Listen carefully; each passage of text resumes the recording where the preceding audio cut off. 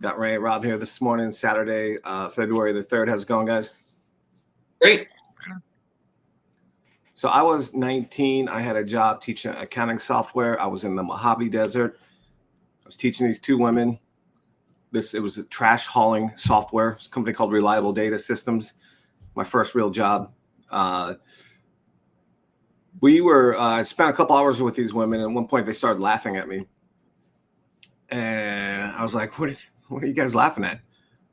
And they're like, you pronounce words that end with ing completely wrong. You say walking, talking. And I'm like, yeah. And they're like, it's walking, talking. Like you sound like a cowboy, or, I forget. They were just like, you sound funny. And I was like, what? I sound funny. But because I had that awareness, I instantly changed. So from here on out, I mean, this was when I was 19 years old, just a few years ago. And, it's really like I've just always, from that point on, when I'm talking about walking or anything, that's got an ing at the end, it's got an ing, walking. But it's, it's kind of like just lazy talk, walking, talking. You never were taught how to pronounce that properly. My question to you guys, have you ever made a dramatic change in something as soon as you had awareness of it? Because I tell this story to people I work with when they make the same mistake over and over that's costing them money or problems in transactions. I'm like, it's not a mistake. You're okay with being sloppy or not accurate, or you're just not doing your job at a level that it needs. Just like, now I pronounce ing ing words properly. You guys think of anything that as soon as you got awareness of it, that you made a change in your life?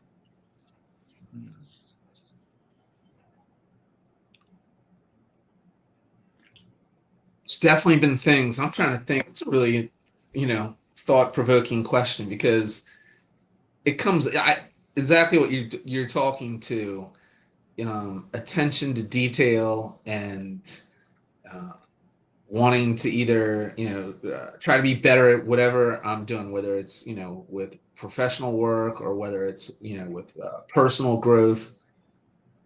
I gotta think about it, because I got another one. What's that? Let me hear it. I lived in Hawaii. I'd grown up out there, but after high school, me and my dad got in a fight, which isn't part of the story. I said, I'm going to go live on the North Shore for a year. And I had a roommate, this really cool guy, surfer guy, that was from Ocean City. And a couple other roommates, we rented this house on the North Shore. And I guess he'd been writing letters back and forth with a friend. And one day there was a letter that was left out, and I looked at it, and it was his friend saying, "That's too bad that you have an asshole roommate." And she was talking about me. I guess he had confided that he thought I was an asshole, and and I thought Dave was a cool guy. So that was a it was created a little bit of awareness how the different paradigm of, I had no idea that whatever I was, he didn't like, and created an instant change of self-reflection to make sure that that I wasn't having anybody else writing letters like that. I have to think, like, professionally, I know it's been there, because, like, with your business, attention to detail is it's really important. Like many careers, I'm sure, but with I related, like, with the kids. My one of my kids said to me, they're like, "Gosh, man, like, you're so, like, you're in such a good mood, you're happy, and then now you're angry, with me, like, you're angry with us." And it's little stuff, little stuff where like, they're not picking up after themselves. Again, they're not doing what they're supposed to be doing. But then I thought about it. I was like, is it really worth flying off the handle at one of my kids for something that, even though it's for them, it's attention to detail, it comes back to me on like, does it make sense to really fly off the handle? Like, can't I handle it better than that? So it made me aware of like, there's no reason for me to, at this point, with some of the life skills that I have, that being aware of that I can't handle it better. So that was just one that was fairly recent. Right. But, Yeah. Got to gamify it. Yeah. What about you, Ray? I mean, I'm kind of in the process of doing some changing right now, uh, based off of just being back with my Christian school guys, coaching ball again.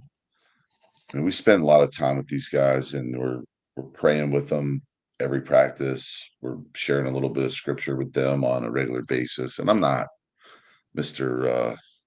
Testimony over here, but it's literally changing me. I told those guys last night, they lost, and it's, to go and they're struggling. Like, we're playing 3 nights a week right now, and we have one more week of it. And I mean, they are playing their asses off for us right now. Like the effort is there, and they're just, this far away from all of it just clicking. And it's changing me to watch these guys work and care. And I mean, I told them last night, I said, guys, there's no place in the world, and I could go anywhere I want in the world today because I've been blessed that much. I said, there's no place I'd rather be than in this stinky locker room with you guys right now. And that's all, and it's changing me, dude. It's, and I have a real big background there where, I was in a 15-year marriage, and I was the head varsity coach. And when my marriage split up back then, um, the church and the people there kind of made a choice, and I got kind of reamed out, and I had to persevere for 6 years. I had to ask, I had to pray to get back in that program. And now I'm back, and I'm treasuring it, and I'm getting to value it more and more and more every day. And So you got kicked out of that program, or they asked you out of that program because you went through a divorce? oh man, they kicked me out of that program because I was the head basketball coach of a Christian school, and I had gotten drunk, and I had had an affair. Mm. So there's consequences. Oh yeah. When you're in leadership, there's consequences for fuck ups and for errors. But we've turned it around, and yeah, I'm in the middle of, been married now 6 years, and I have a wonderful marriage, and just things are on the right course for that part of my life. So I'm changing right now, and I changed like yesterday, right there on the spot, when I saw those kids and their faces in the locker room. And I just told them, I said I would rather be here right now with you guys than a Browns home playoff game. That's a And big deal. and then the head coach is like, "What about the Super Bowl?" I said, "Including the Super Bowl, man." And I meant that with all my heart, dude.